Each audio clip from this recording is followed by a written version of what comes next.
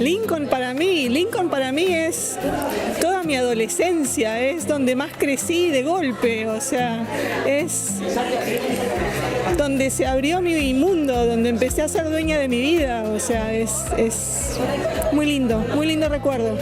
I made a lot of really great friends here, and I still keep in contact with some of them. I made friends with people who were in Lincoln before through those old friends. I'm still very close friends with them, so to me, like, I've learned to treasure the friends I've made then and keep making along the way, because they could last an entire lifetime. So to me, they're really important because of that.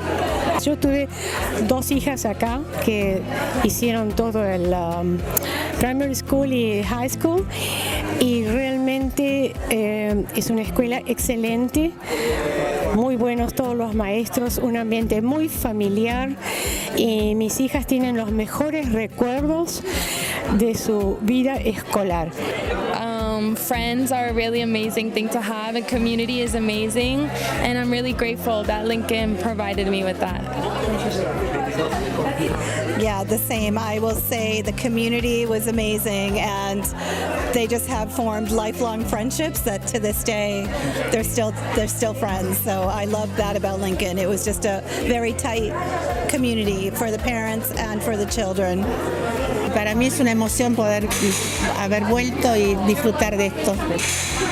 Sí, para mí también, siempre la sentí mi casa y siempre nos recibieron con brazos abiertos y bueno, con muchísimo cariño.